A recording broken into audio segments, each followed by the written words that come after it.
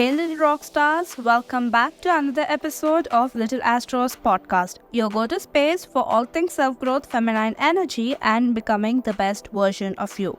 Hola, it's your girl Eda. Today, we are diving deep into that ever-so-draining habit so many of us have, which is people-pleasing. Yes, you heard that right. That little voice in your head that goes, "Sure, I will do it," when all you want to really say is absolutely not. It's time to put that people-pleasing habit in past tense and break free from its trap together. It's time to say goodbye to that yes reflex and say hello to living your life. This episode will be divided into 5 segments. Segment 1 is where we will know what people-pleasing is. Segment 2 is about the telltale signs you are a people-pleaser. Segment 3 is to know why are we people-pleaser, and let's get real with it. In segment 4, we will learn how to reclaim your power and stop people-pleasing, and segment 5 is a reminder. So grab your journal, sip that coffee, matcha or tea, whatever you need, and let's get into it.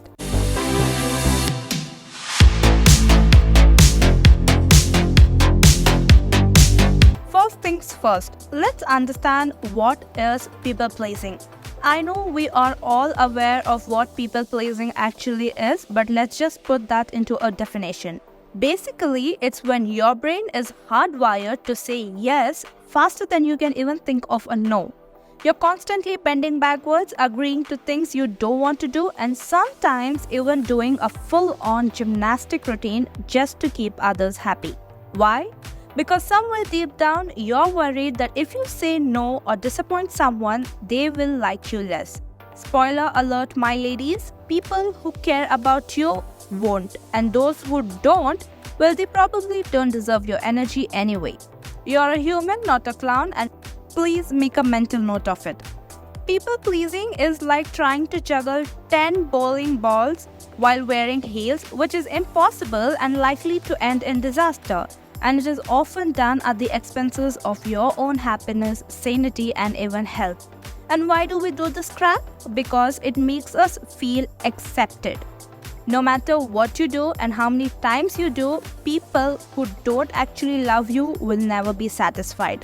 Now here are the telltale signs which says that you are a people pleaser. Number 1 is automatic yes syndrome. You agree to everything like you are in some kind of reflex game show. When someone says, "Hey, can you help me move this weekend?" your instant response will be yes. "Can you cover my shift?" Yes. "Can you watch my cat for 2 weeks?" Absolutely yes. Volunteering to help everyone even if you're drowning in your own to-do list. Number 2 is avoiding conflicts like it's your ex. You dodge it like it's coming after you. You would rather agree than risk any kind of confrontation. So you keep quiet even when you know you're right, or you simply don't agree at all. Every time a scenario shows conflicts, your immediate reaction is, "Nope, I'm out of this." Number 3 is feeling responsible for others' emotion. When someone's upset, you feel guilty, like it's your job to fix their mood. What do you think you are? A magician? Will anyone else do the same thing for you? No, right? So get going. Number 4 is you can't say no to free labor. You're the office saint, always staying late to help others with their work, even if it seems sacrificing your own. And guess what? It usually goes unappreciated. Number 5 is apology overloaded. If you're saying sorry when someone bumps into you, there is a hint. If you say sorry more than you say hello, you might be a people pleaser. Number 6, self-care. What's that? You're so busy meeting everyone else's need that you barely know what yours are anymore. You're so focused on others that self-care feels luxury to you. People-pleasing doesn't come out of nowhere. Let's get a little deep and understand why do we end up as people-pleasers. Usually, it starts early in life, which is fear of rejection. We all crave acceptance, but people-pleasers have an extra fear of letting others down. We all humans are social creatures except that one person who have control over their emotions and feelings. And we all want to be liked, and people pleasers are so worried about rejection that they will bend over backwards to avoid it. There can also be self-worth issues. If you were taught early on that your worth depends on keeping others happy, you might struggle to put yourself first now.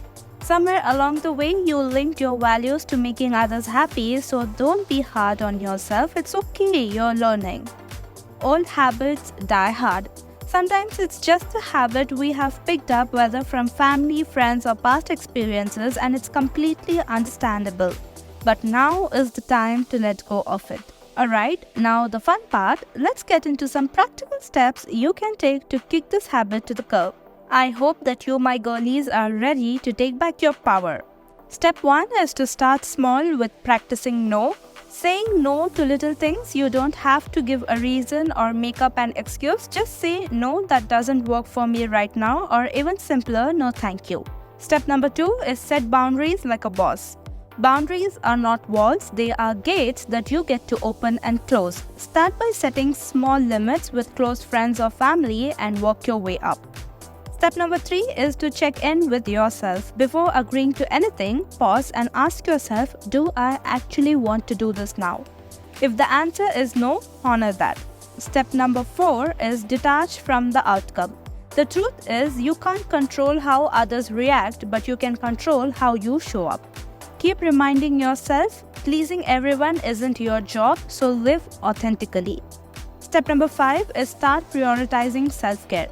Make time for yourself without guilt. When you fill your own cup first, you will have way more to give from a place of abundance, not burnout.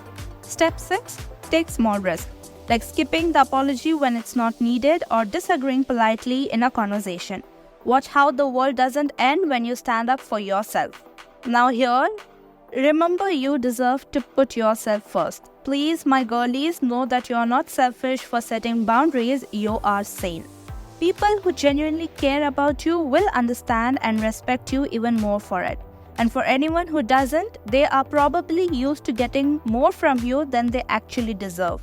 Let them go and make room for real, genuine connections that don't drain you dry. You're a beautifully unique person, and your worth isn't defined by how much you can do for others. Give yourself permission to value your time, your energy, and your well-being. When you stop people-pleasing, you don't just make room for yourself, you create a space where true connections can grow. People who respect your boundaries will respect you, and you will start attracting relationships that feel like a safe, supporting sparty for your soul. So remember, no is a complete sentence, and it isn't an act of rebellion. It's an act of self-respect. Boundaries aren't just for maps, and most importantly, you are worthy of the same love and care that you give to others. Your time, energy, and happiness matters. Now go out there and be unapologetically you. And that's it for today, my cute little rockstars. I hope this podcast was helpful, and if it was, then don't forget to like this episode and share it with your bestie. Also, to all my on-the-go queens who are out there slaying every day, we are also live on Spotify, so don't forget to check that out. I will mention the link in the description box below. Until next time, live your life to the fullest, keep glowing and keep growing. Toodles!